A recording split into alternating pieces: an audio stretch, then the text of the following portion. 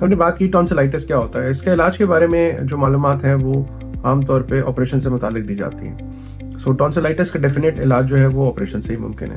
اور جب یہ ایپیسوڈز جو ہیں وہ 3 سے 4 ایپیسوڈز منیمم ہر سال ہوتے رہیں اور 3 سال تک چلتے رہیں تو اس کا مطلب ہے کہ ٹونسلائٹس آپریشن کی ضرورت ہے. یہ آپریشن ڈے کیئر آپریشن ہوتا ہے. صبح پیشنٹ آتے ہیں, آپریشن ہوتا ہے اور شام میں چلے جاتے ہیں.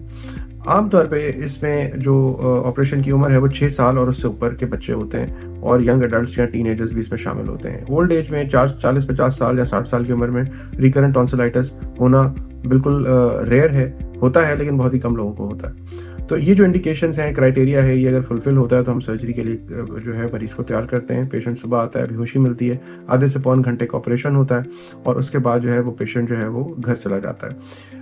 ہر دفعہ بتایا جاتا ہے کہ یہ ایک ایسا آپریشن ہے جس میں پین ہوتا ہے گلے میں, کیونکہ گلا جو ہے وہ اس سے نکلنا, کھانا پینا, سانس لینا, بات کرنا, پانی پینا, روٹی کھانا, یہ تمام چیزیں ہوتی ہیں اور اس کو ہم آرام نہیں دے سکتے, تمام چیزیں چھوڑ نہیں سکتے. اس وجہ سے اس میں درد ہوتا ہے اور یہ درد تقریباً 30 سے 20 دن تک چلتا رہتا ہے اور اس کے بعد پھر یہ بیک ٹو نارمل آ جاتا ہے.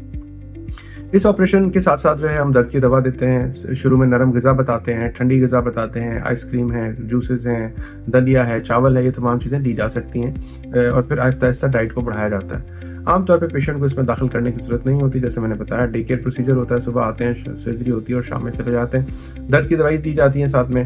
کچھ پیشنٹس کو ہم اینٹی بایوٹک بھی سجیسٹ کرتے ہیں اور پھر 1 ہفتے کے بعد ان دواؤں کو کم کر دیتے ہیں. اکثر پیرنٹس کے ذہن میں ہوتا ہے کہ اگر اس کو ہم نکال دیں تو اس سے جسم میں کمی واقع ہو جاتی ہے, امیونٹی کم ہو جاتی ہے. تو ایسا قطعاً نہیں ہے. اس طرح کے بہت سارے آرگن جو ہیں ٹونسل سے ملتے جلتے آرگن پوری باڈی میں موجود ہوتے ہیں, وہ امیونٹی کا کام فنکشن ادا کرتے رہتے ہیں. تو tonsils are not the only organs of immunity. یہ واحد آرگن نہیں ہے جو کہ ہمیں مدافعت پہنچاتے ہیں, بلکہ جسم ایسے آرگن سے بھرا ہوا تھا. تو اس سے نہ تو قد چھوٹا رہ جاتا ہے نکال دینے سے, نہ قد لمبا ہو جاتا ہے, نہ بچے کا وزن کم ہو جاتا ہے, نہ بچے کا وزن بڑھ جاتا ہے. اوور آل جو ہیلتھ ہے, صحت ہے, وہ بچے کی بہتر ہو جاتی ہے. اور جو نمبر آف اٹیکس ہیں اور جو اس کا اینٹی بایوٹک یوز ہے وہ کم ہو جاتا ہے. یہ بہت امپورٹنٹ ہے.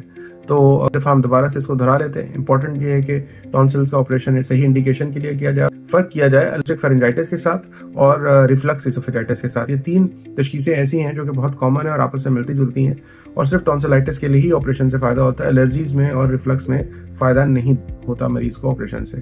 شکریہ.